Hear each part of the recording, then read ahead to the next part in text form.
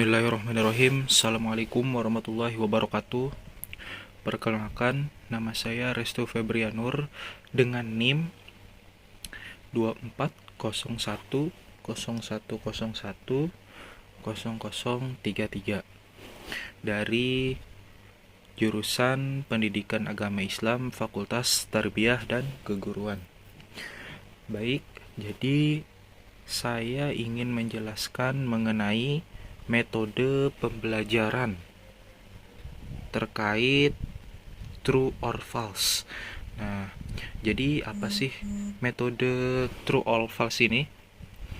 Terus apa saja langkah-langkahnya dan bagaimana kekurangan serta kelebihan dari metode pembelajaran true or false ini? Nah, baik, langsung saja masuk ke dalam pengertian. Jadi, metode true or false adalah metode pembelajaran yang dikembangkan oleh Melvin L. Silberman yang menggunakan pertanyaan-pertanyaan yang harus dijawab oleh peserta didik atau siswa dengan pilihan benar atau disebut dengan true atau menjawab salah atau juga disebut dengan false. Nah, apa sih tujuannya dari metode ini? Tujuannya yakni adalah untuk mengukur sejauh mana sih pemahaman siswa terhadap materi yang diajarkan oleh guru secara cepat dan sederhana. Nah, jadi yang perlu diperhatikan juga metode pembelajaran di sini hanya digunakan untuk materi-materi yang atau pertanyaan-pertanyaan yang sederhana. Nah, metode ini juga sering digunakan di dalam kegiatan evaluasi singkat, ice breaking, dan penguatan konsep. Nah, lanjut ke dalam bagian langkah-langkahnya.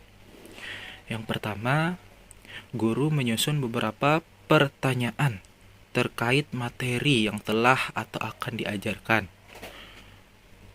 Terus yang kedua, pertanyaan terdiri dari campuran antara yang benar dan yang salah. Nah, semisalnya guru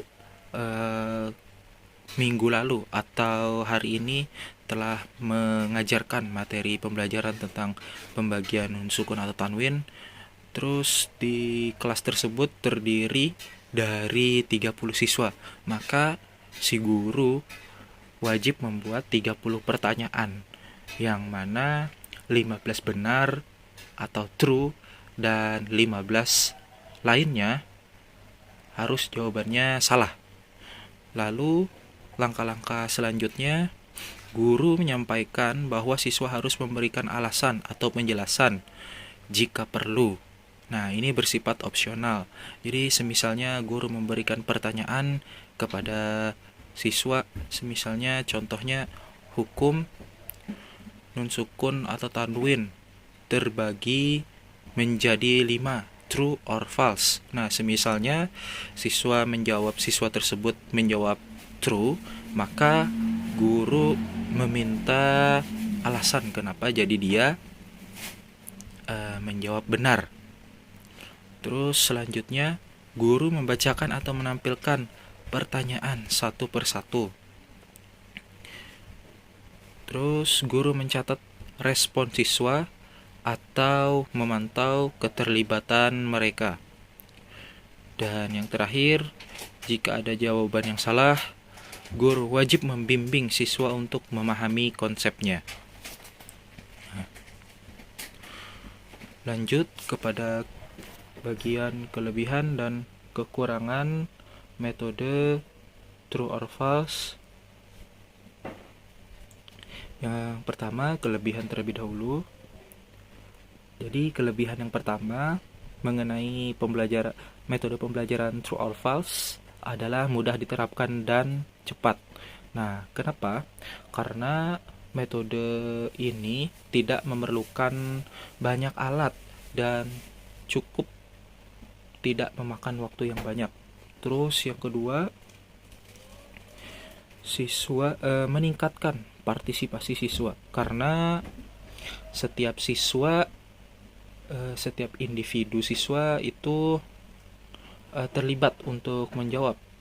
Kan kalau per kelompok kemungkinan besar itu cuma ada satu atau dua orang yang berani berbicara. Tapi kalau true or false ini biasanya semua siswa terlibat. Terus yang keempat, membantu evaluasi pemahaman dasar. Dan yang terakhir, menarik dan variatif karena bisa dibuat ice breaking atau permainan-permainan seperti itu. Dan yang terakhir, kekurangan dari metode pembelajaran true or false. Yang pertama, tingkat menebak tinggi. Nah, kenapa jadi tingkat menebak tinggi? Karena di dalam true or false ini kan ada hanya ada dua pilihan, true or false. Nah, jadi tingkat menebak siswa itu kemungkinan tinggi tanpa memahami isi soalnya dulu. Nah, terus kekurangan selanjutnya, tidak mengukur pemahaman mendalam. Nah, kenapa jadi disebut seperti ini? Karena metode ini hanya cocok untuk pertanyaan atau materi-materi yang ringan seperti saya yang sebutkan tadi. Hukum, sukun atau tajwid itu terbagi dalam 5 bagian atau 5 jenis, true or false. Nah, seperti itu. Tidak cocok untuk materi yang memerlukan pemikiran mendalam, memerlukan pemikiran kritis. Nah, seperti itu. Terus selanjutnya adalah kurangnya interaktif jika tidak divariasikan. Nah, maksudnya di sini kalau kita gunakan metode pembelajaran ini terus-menerus dan tidak divariasikan, maka kemungkinan besar siswa akan merasa bosan. Nah, lanjut kepada bagian kesimpulan.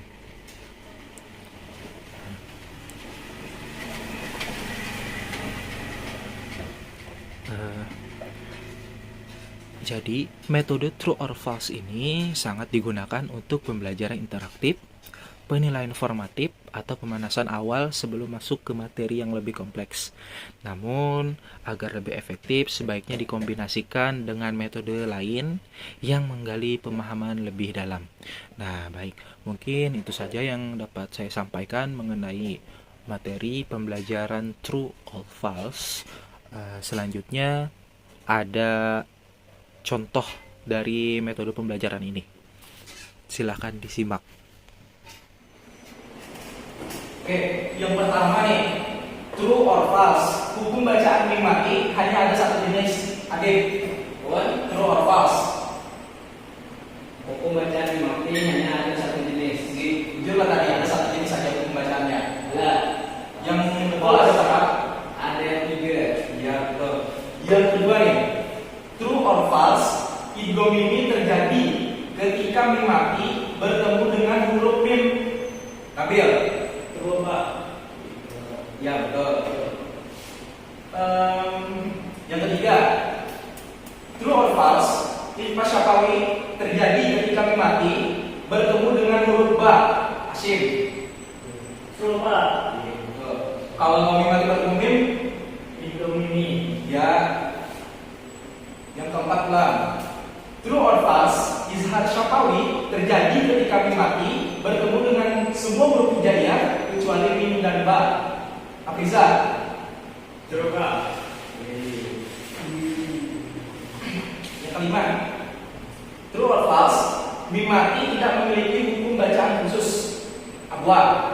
False, Pak. Yang betul, True. Yang betul itu mim mati memiliki hukum bacaan khusus, Pak. ya ada terbagi menjadi berapa tadi? Lagi menjadi 3. Iya, terakhir nih saya sampaikan. True or false? Ikhfa syafawi dan ikhfa hakiki adalah dua hukum bacaan yang sama. False. Kenapa tuh? Nah, kenapa? Karena kalau di fase Pauli itu mim mati bertemu ba, sedangkan di fase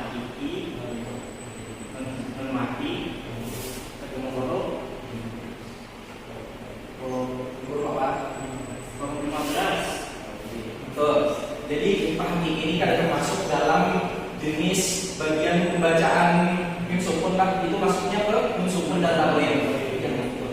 Oke.